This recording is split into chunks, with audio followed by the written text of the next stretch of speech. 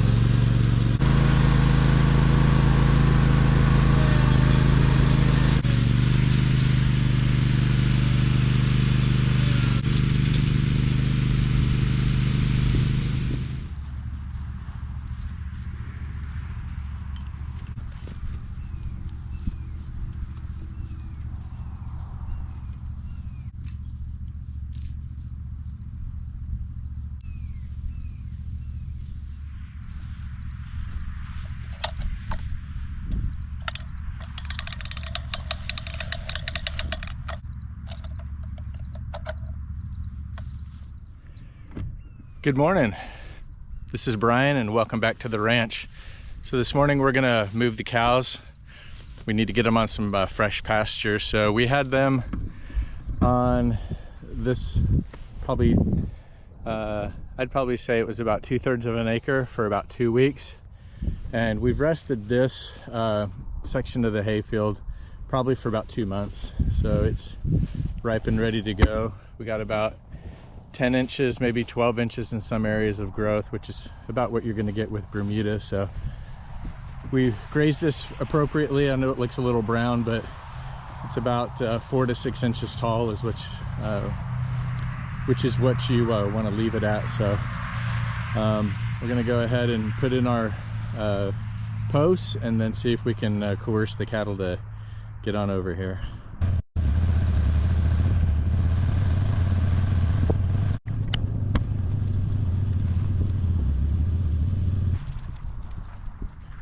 Come on, cows.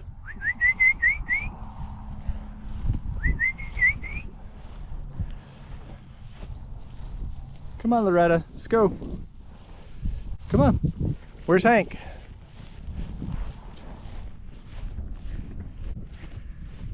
This bull still hasn't figured out the program here. Come on, there we go. Well, that was easier than it normally is. Oh, don't go. Yeah, go into the Hank, you stinker. There we go. Turn to left.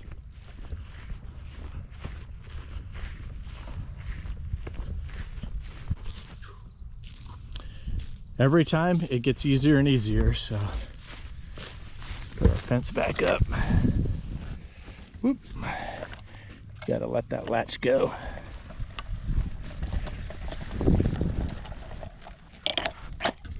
All right, so we'll keep him here for 2 weeks. I'm gonna go ahead and put another hot wire to separate this field because it's too big, and I want them to have a little bit smaller area for the next week. So we'll put up that wire there, and then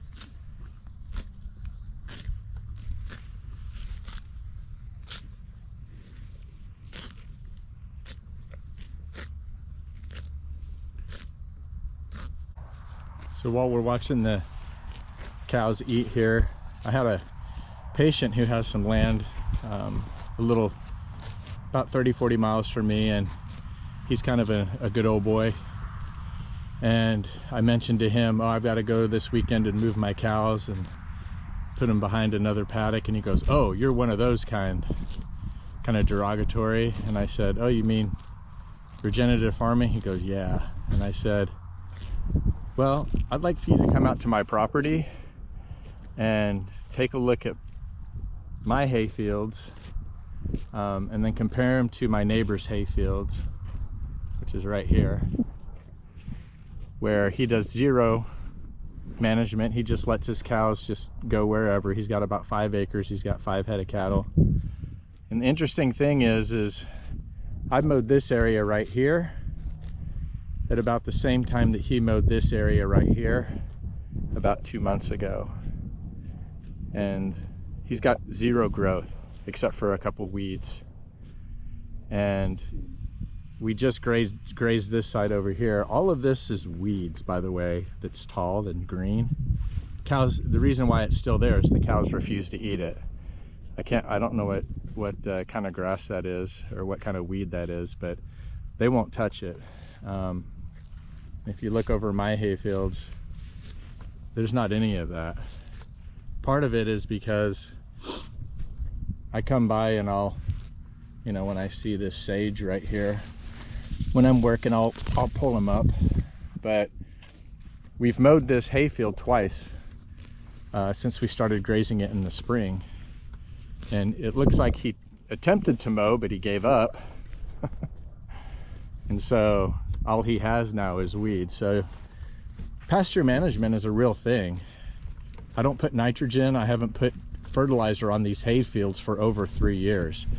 All I do is spread the manure out, like you saw in the last video with my chain harrow, and I let the cows just go ahead and fertilize my hay field. It costs me nothing but time and a little bit of diesel.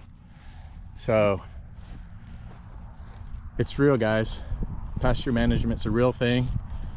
Regenerative, rotational grazing is a real thing. Don't let old codgers that really don't know what they're talking about or have an old school way of doing things discourage you and shame you from doing this.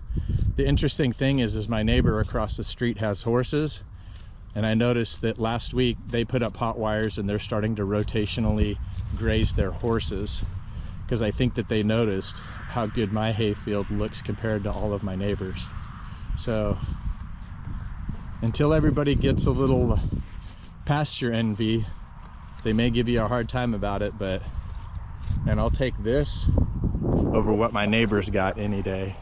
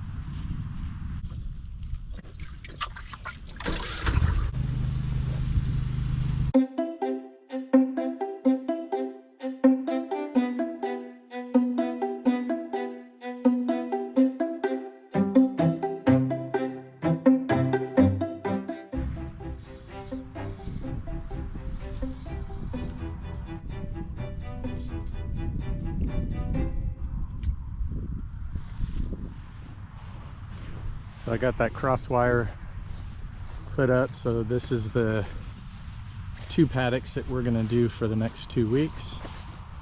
So they'll have this area right here. I'm guessing it's maybe a 1/4 to a 1/2 of an acre.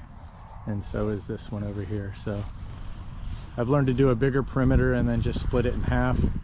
That way I'll only have to put up this perimeter one time, and then next week I'll just take this one down, and it'll be a lot easier. So next week I think I'm gonna, if there's a chance of rain, I'm probably gonna plant my cover crop.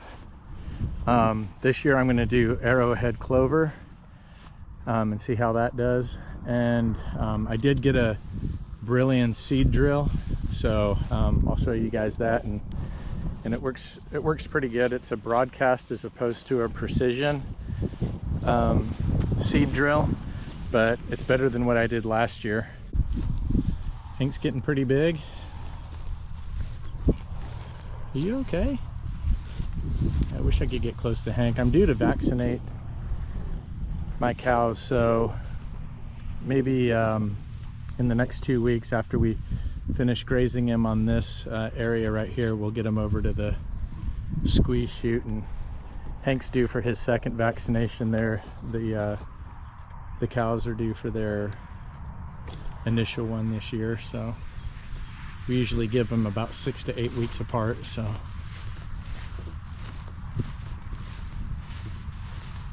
the salt lick that I've been using is supposed to help with fly control. Initially it did a pretty good job, but I was also putting a fly trap out. Hey Loretta, or Dolly, I've been getting you guys mixed up today. How you doing? And they're anxious to get a treat today. I haven't given it to him yet. So I'm going to put that fly trap out and see if we have less flies. We're getting towards the end of the, I mean, it is mid-September. Last week was what we call faux fall here in Texas, where it looks like fall's going to show up. We had highs in the 70s and 80s, and today's supposed to be 99. So we haven't had rain for about a week and a half, 2 weeks, but we got about almost 6 inches about 2 weeks ago, so that was awesome. That's why the hay fields have kind of popped up and kind of recovered, and they're looking good and green. So we're getting to that time of the, whoop, get over that wire. We're getting to that time of year where hopefully we'll start getting a little bit more rain and whatnot. So I think I'm gonna put that fly trap up.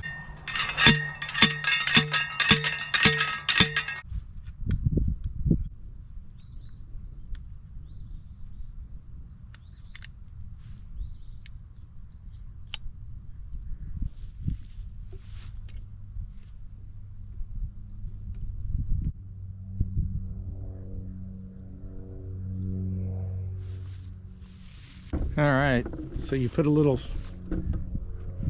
pouch in there, and then it's really honestly smells like sewage, and the flies will go in, and you can see some flies I didn't quite clean out from last time, but the flies will go in and they won't come out, and hopefully they'll have less flies on them. Don't touch the wire, it's hot.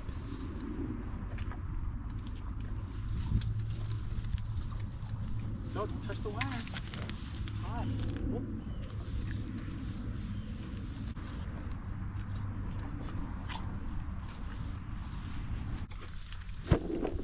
So I like to feed them a couple of pellets by hand every time I feed them, just to help keep them a little on the tame side. I always do it with me on the other side of the hot wire so they don't get too aggressive, and it gives me an opportunity to kind of scratch them on the chin, scratch them on the head a little bit, so they're used to being touched on a kind of a regular basis. And even though my cows don't like to come up and just kind of get a lot of attention from me, they'll let me come up to them and kind of put my hand out and scratch their chin and maybe give them a little pat on the head. But we're trying to get Hank here to warm up to me, but it's going to take him a while. I think he still remembers his traumatic day of getting banded. So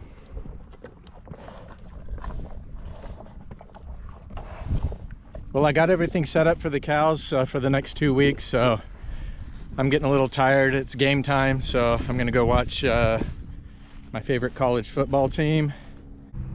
And thanks for watching, and I'll catch you on the next one. Thanks.